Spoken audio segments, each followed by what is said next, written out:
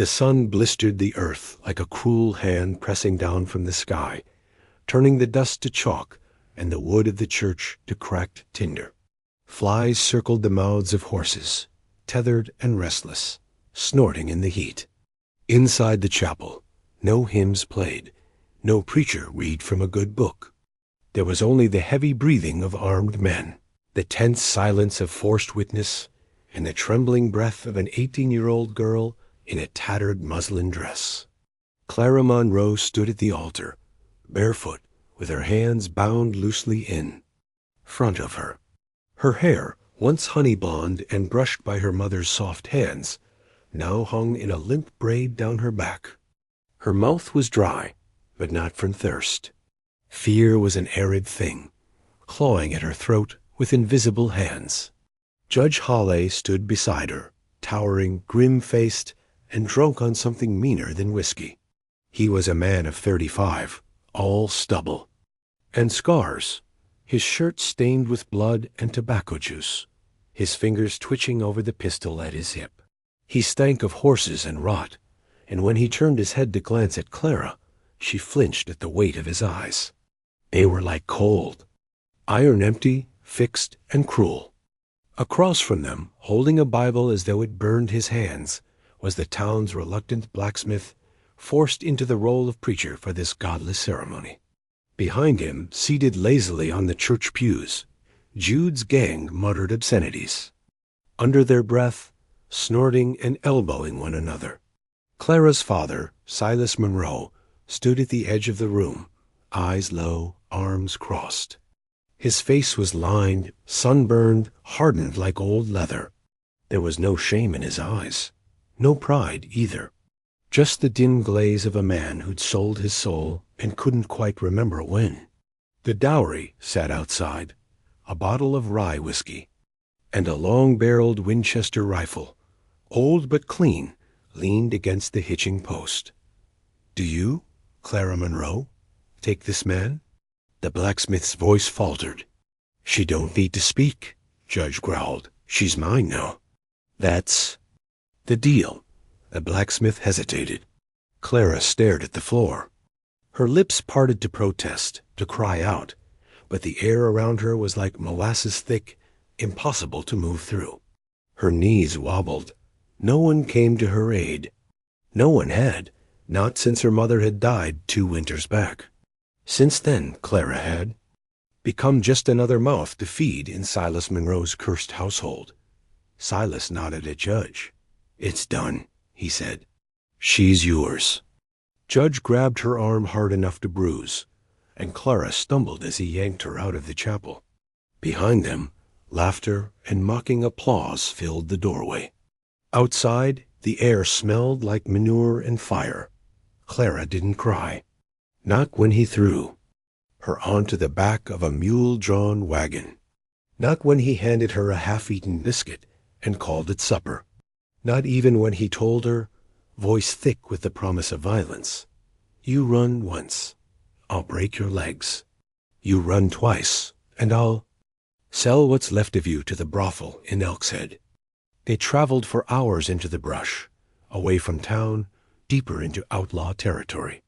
Clara's wrists were raw by the time he cut her bonds.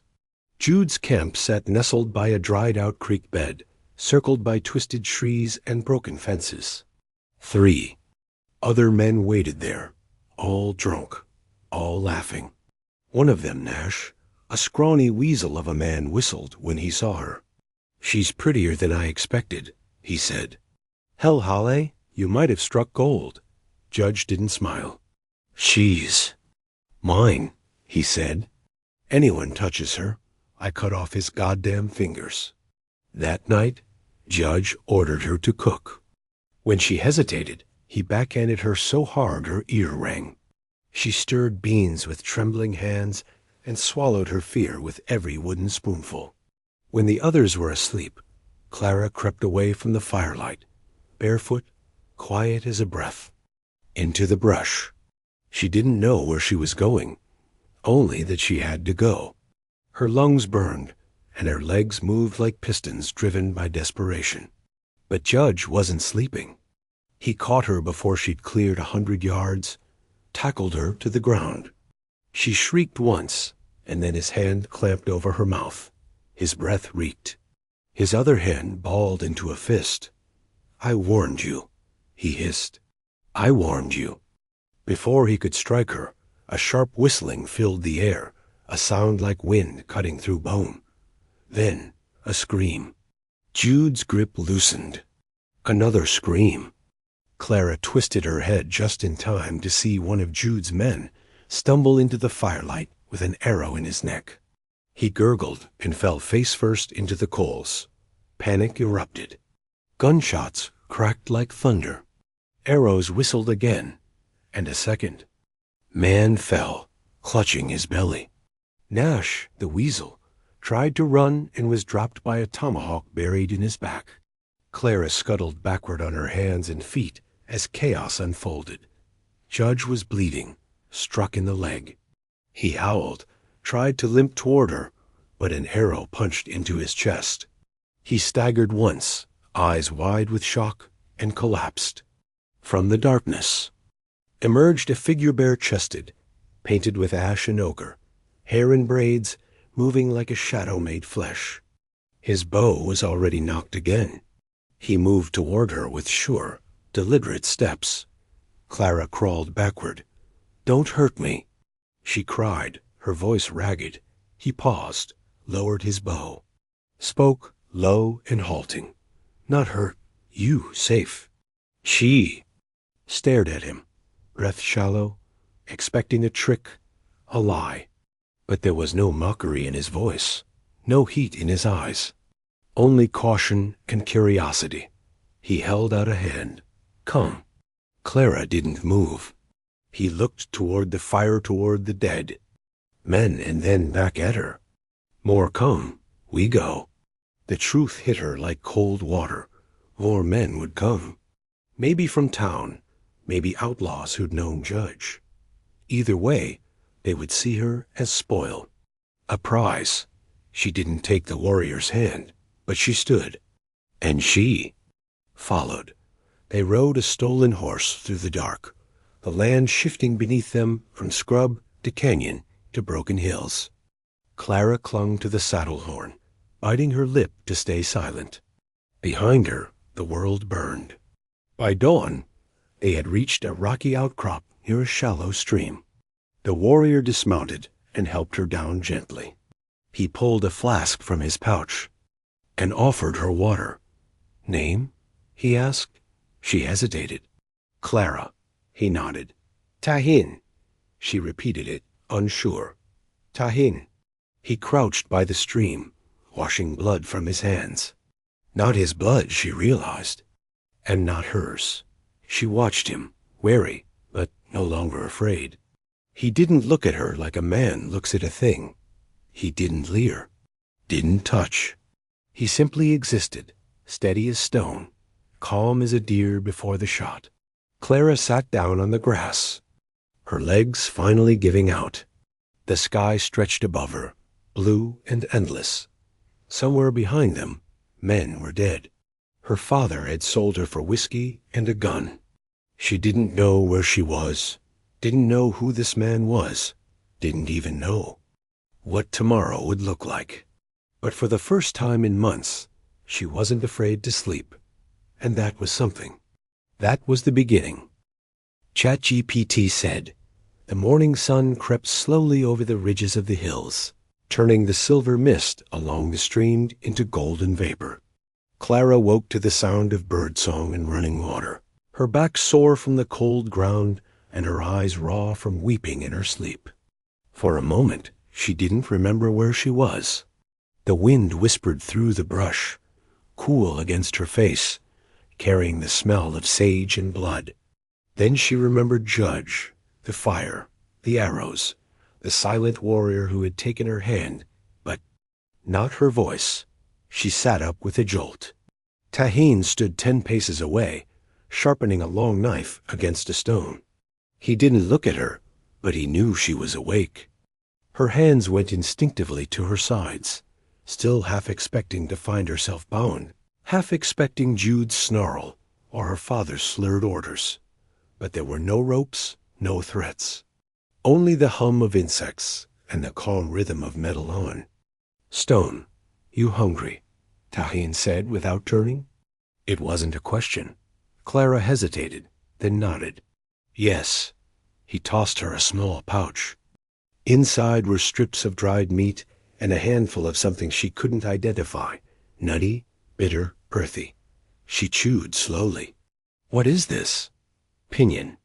Dry elk," he answered, eyes on his blade. She nodded, pretending to understand. Her stomach cramped as it accepted the first real food in days. She swallowed hard, unsure whether to thank him or remain quiet. "You run last night," he said, finally meeting her eyes. Clara tensed. "Not smart," he continued. "They would have found you. Jude's men." She looked down at the meat in her hand. "I didn't have a choice. You have now," he said, her breath caught.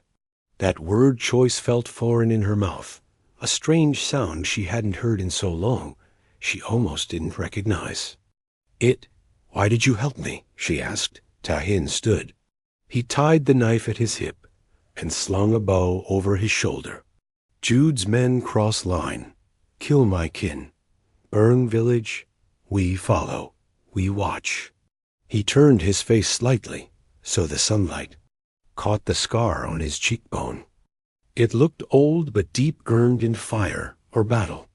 "Then I see you," he added. "You scream. You not like them." Clara's throat tightened. She didn't know what to say to that. Didn't know what it meant to be not like them. All she knew was she didn't want to go back. Not to Judge, not to Silas, not to a town that stood and watched a girl be traded like a sack of feed. "Where are we going?" she asked. Tahin tilted his head toward the horizon. "North, safer ground. My people move." Her stomach turned again, this time not from hunger. "Your people won't like me." "Some," he said. "Maybe not. You try to fight or run, they'll kill. If you walk with me, you stay alive." She nodded. "I'll walk." For the next few days, they moved with the sun, rising early, resting only when the horses needed it. Clara rode a wiry Mustang that moved like it had something to prove. She barely held on at first, but Tahin corrected her posture, adjusted her hands, and even tied a cord between her boots and the saddle until she learned to balance. He was a quiet teacher, no praise, no coddling, but he never raised his voice and never let her fall. At night, they camped in dry gullies and behind canyon walls where the winds howled like wolves and the stars blinked cold and distant overhead. Clara learned to sleep with one ear open, always listening for hoofbeats or voices. She no longer wept. Tahin didn't speak much unless she asked questions. But when he did speak, his words were careful and honest. He told her he was Comanche. By birth, born near the Wichita Mountains, raised by his uncle after soldiers burned his family's camp. He'd seen too many things a child shouldn't see, fought too many wars for a peace that never lasted. "You ever love someone?" Clara asked one night, her voice quiet over the fire. Tahin's eyes flickered, the firelight catching their dark surface like glass. "Yes," he said. "What happened?" "She was settler," he answered. "Girl, from Missouri, lived with her uncle near the rail line. We met when I was scouting. We talked. She brought me books, apples." Clara smiled faintly at the idea. "Did she love you?" "I think," he said. "But she died. Militia came, killed her uncle, blamed her for talking to me." Silence fell between them, heavy and respectful. "I'm sorry," Clara said. Tahin nodded once. "No sorry. Just story." That night, she dreamed of books and apples, and a girl who looked like her smiling through gun smoke. The next morning, Tahin stopped her with a raised hand as they approached a rise of rocks overlooking the valley below. Clara crouched beside him and followed his gaze.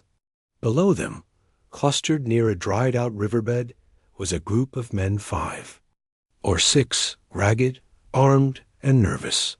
2 horses bore the brands Clara recognized. She squinted.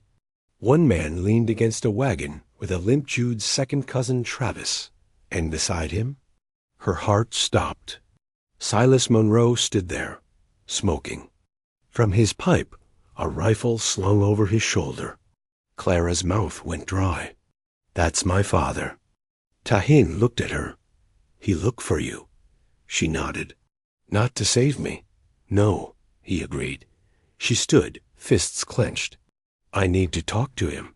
"No good," Tahin warned. "They follow. They find camp, kill all." "He's still."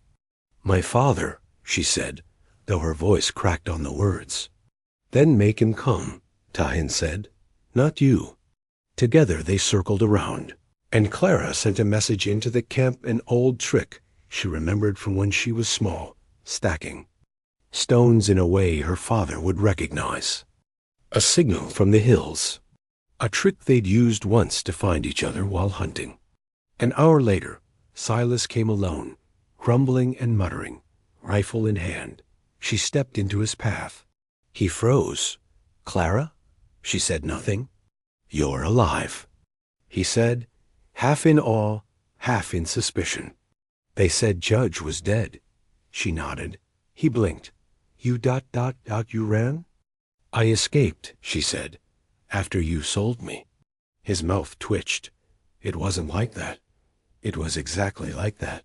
He looked at the brush behind her, not yet seeing Tahin hidden in the rocks. "I came to find you," he tried. "You came for the bounty," she said. "There's money on my head now, isn't there? For shooting Judge?" Silas's silence was all the answer she needed. "You gave me away for whiskey," Clara said. "And now you'd give me away again for silver. You think I had a choice?" He barked. "We were broke. That man would have killed me if I hadn't given him something. You should have given him yourself." His eyes narrowed, the temper flaring. "You always were too much like your ma. All heart, no sense." "Maybe that's why I lived," Clara said, "and why you won't." She stepped back as Tahin emerged from the rocks, arrow drawn. Silas froze. "You're going to tell your men I'm dead," she said, stepping between them. "You'll leave here if you don't." "He won't miss." Silas looked between them, his daughter, with dirt on her face and fire in her eyes, and the warrior behind her, calm and lethal. "You gonna kill your old man?" he hissed. "No," Clara said. "I already buried him." He spat in the dirt and turned away. "You'll regret this," he muttered. "I already did," she said. When he was gone, Tahin lowered his bow. They sat again beneath the rocks, breathless. "You could have let me shoot," he said. Clara shook her head. "He needed to see me free. Tahin didn't hurt you." That night, Clara barely slept. She kept hearing the echo of her father's voice, the clink of whiskey bottles. The sound of her name said like it was a debt. But when dawn rose, she felt lighter. She wasn't a Monroe anymore. She was something else entirely. And the trail ahead no longer scared her. Silas Monroe rode with a stiffness in his spine that hadn't been there before. The hills ahead shimmered under the noon sun, heat rising from the rocks like spirits. His horse, a battered roan named Jasper, limped slightly on his front right. Leg same as his rider. Silas's pipe sat cold in his vest pocket. He hadn't smoked since Clara looked him in the eye and walked away like she'd buried him already. She had her mother's fire. That same wild, trembling defiance that had made him fall in love once, and then hate, and then bury her under 3 feet of clay after the fever took her. He hadn't come this far west for redemption. He'd come for money, to survive. But Clara's eyes had cracked something open, and now the pieces were rattling loose inside. his skull like broken glass in a canteen. Travis rode up beside him, sweating and jittery. "You sure she's dead?" Silas didn't answer. "I mean, maybe we look a little harder. That bounty's big. The boys are saying maybe you lied." Silas turned his head just slightly, enough for Travis to see the fury beneath the calm. "Calling me a liar, boy?" Travis held up both hands. No, I'm just saying, you rode off alone, came back pale. No proof. No scalp." Silas stopped his horse. The others halted behind them, a group of 5 ragged men with eyes like weasels and rifles they barely knew how to clean.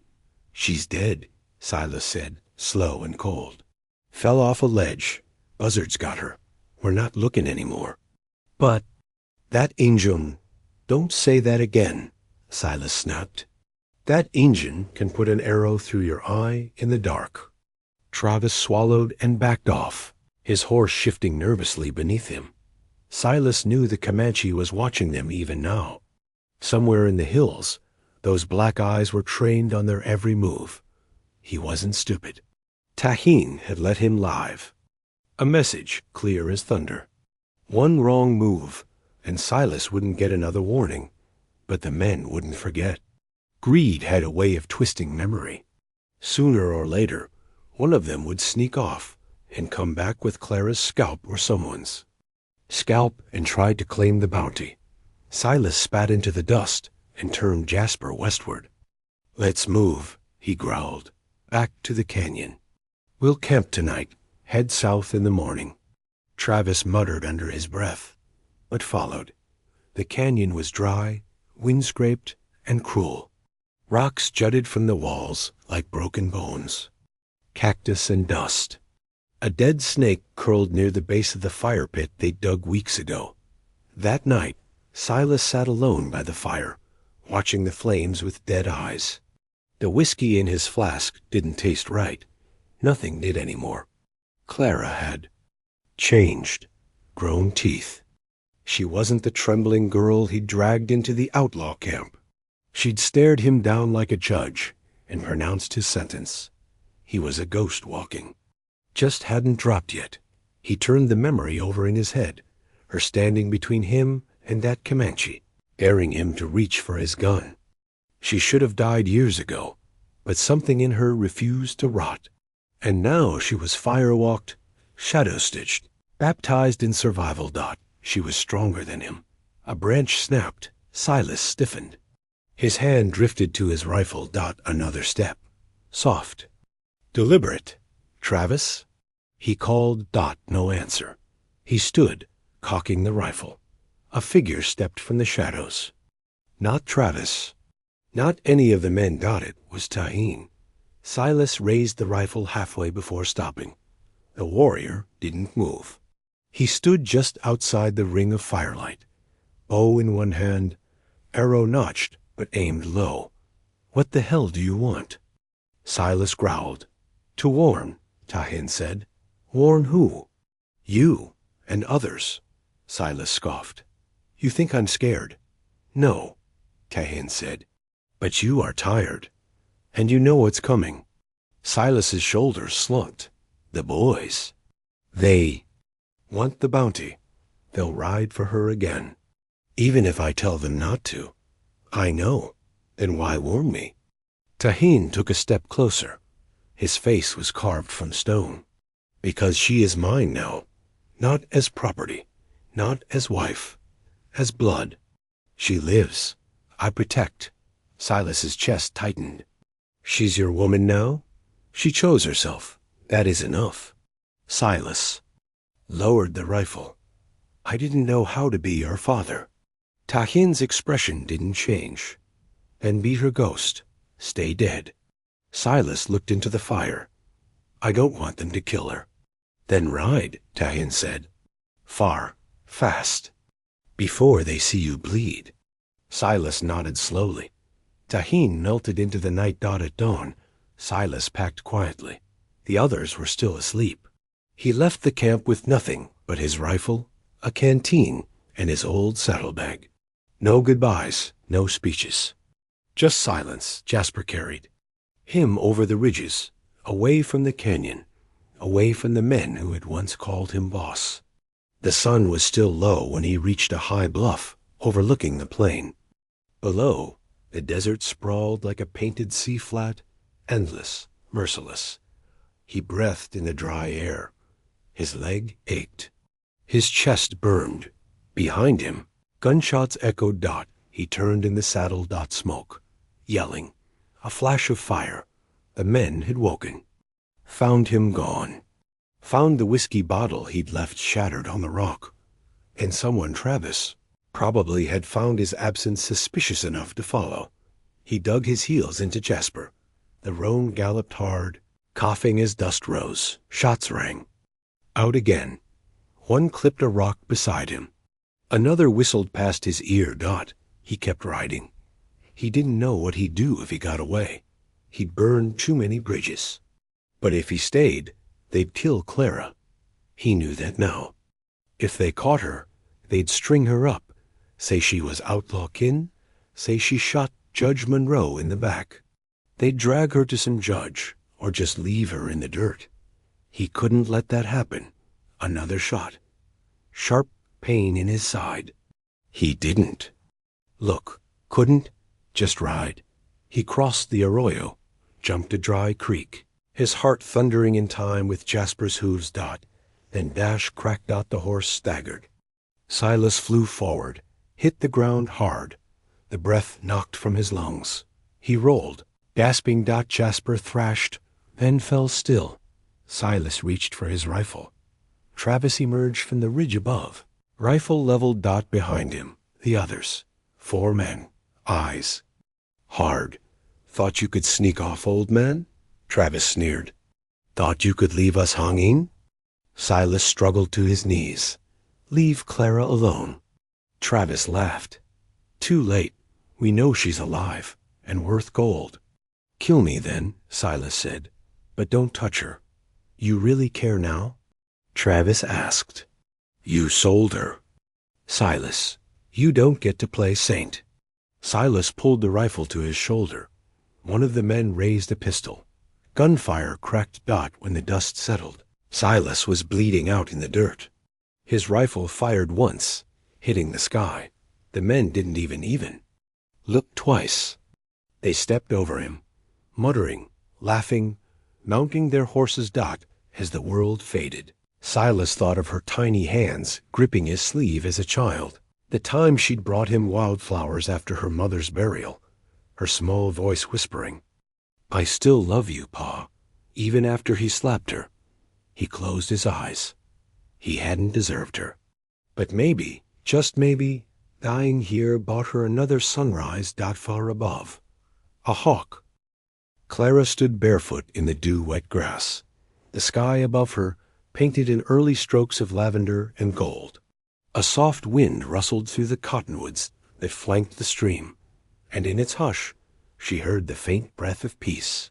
She hadn't known such quiet in years, not since her mother's death, not since her father had started selling parts of himself to whiskey and selling her to devils in boots. But now, she lived in a different world. The land hadn't changed. The dust still clung to every hem, and the sun still burned the shoulders raw. But she had changed. Behind her, the lodge's flap shifted, and Tahine emerged, silent as always. He wore no war paint this morning, only the beadwork she had embroidered on his vest, and a feather braided through his dark hair. Just one. For mourning, for honoring. Maybe for Silas. They hadn't spoken much about her father since word reached them. A wounded man had limped into the trading post days ago, half delirious, babbling about Silas Monroe bleeding into the rocks while others hunted a ghost girl and a savage with fire in his bow. Clara didn't need confirmation. She felt it in her chest, the way one feels a storm before it arrives, low, grinding, inevitable. He was gone. She thought she would be relieved. And part of her was the part that remembered his fists the way. He gripped her arm until her skin purpled, the way he whispered, "You owe me," as if she were born into a debt. But there was another part, a softer piece, quieter, older, that mourned. Not the man he became, but the one who once carried her on his shoulders to pick apples. The one who used to laugh ta. Ian came to stand beside her, his arm brushing hers. He didn't ask if she was all right. He never did. He understood better than most. The healing wasn't a line you crossed, but a loop you kept walking. Today, her loop was smaller, gentler. "We'll need to move soon," he said, eyes on the horizon. "They will not stop looking. I know." He glanced down at her. "You're quiet." "I was just thinking," she murmured, "about how everything keeps changing, and how it all still feels the same sometimes." He nodded. "I'm not sure what I am anymore," she said after a moment. "Not outlaw's daughter, not Comanche wife, not settler, not captive, just floating between." Tahin's hand found hers. "You are you, and that is enough." She looked up at him. "Is it?" He leaned in, pressed his forehead to hers gently. "Yes." Later, she rode with him to the edge of the hunting grounds, their horses trotting side by side. The earth smelled of damp leaves and game trails. Rabbits darted ahead of them. Birds called out from the canopy. She found herself breathing in rhythm with the land. They had hidden here for nearly 2 weeks, just them and a few of his kin. The others kept their distance out of respect. She was no longer the strange white girl they feared might bring cavalry. She was Tavasiza, the warriors. Woman, earned, not claimed, chosen, but even safety had its limits.